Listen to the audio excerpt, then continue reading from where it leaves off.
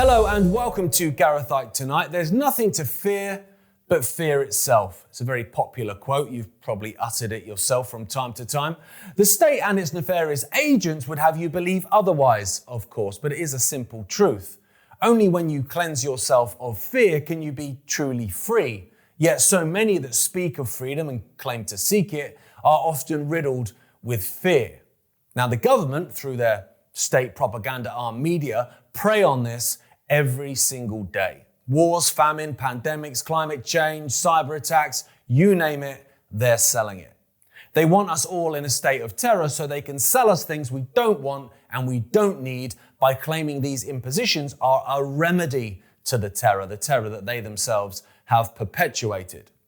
Our rulers will keep us safe if we only submit to their rule, if we only give up our money, our freedoms, our joy, if we only bow to Xerxes at the hot gates of Thermopylae, then everything will be okay, and the enemies that they've created for us will be kept at bay. Well, sorry, I'm not playing. Submission is not for me, I'm afraid, or rather, I'm not afraid.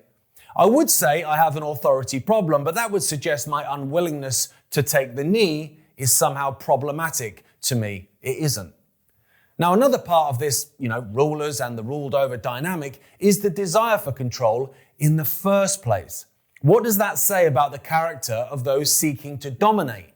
Because I'm comfortable in my own skin, I'm confident in my words, I'm at ease with my place in this realm of existence, and yet I have no desire to wield power and dominance over anyone. The desire and indeed need for control doesn't come from a position of strength or confidence or all-knowing. It comes from fear.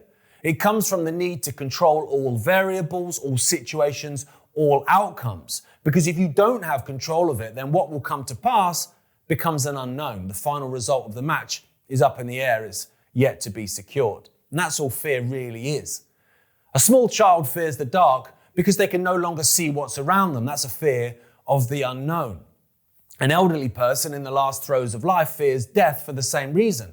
What lies beyond this world is an unknown. Now, we can have theories, of course we can have faith in God or whatever, but deep down, none of us know what's really through those metaphorical gates. And that frightens many of us.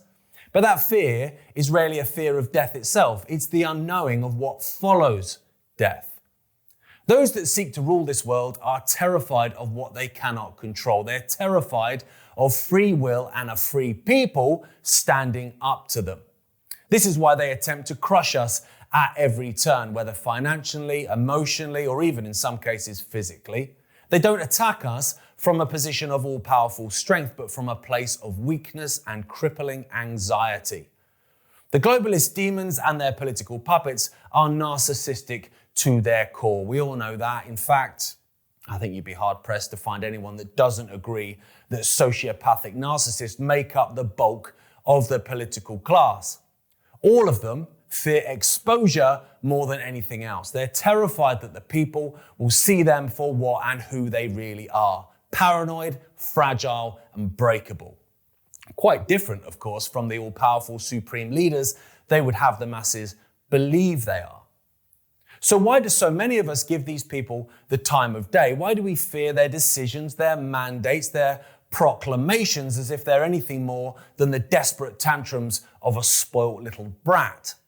Because that's what all these current talking points are, whether it be pushing for digital ID in the UK and elsewhere, the introduction of facial recognition across the EU, or even the state of Israel's occupation of social media platforms like TikTok. None of these things are coming from powerful entities. They're coming from terrified entities that fear the real power on the planet, the people.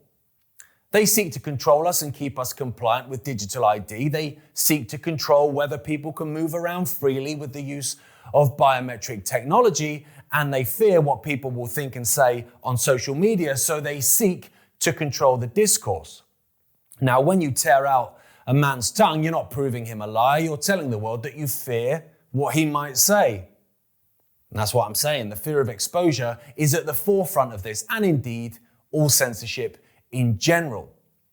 Losing control of the narrative or the will of the people or the compliance of the people fills these demons with dread, because once the narrative, will, and compliance are lost, We're in the realm of the unknown. Now, I'm fine with that, but it's a narcissist's worst nightmare.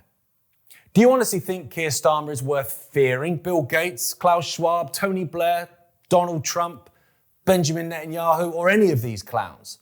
This gaggle of fools have been allowed to run amok because they've managed, with great manipulation and financial expense, to gaslight the masses into believing the problems of this world are living in the house next door, or praying at the other temple, or putting their ex in the other political party's box, when in fact the problems of this world are being coordinated by forces that hate every single one of us, and they hate us equally.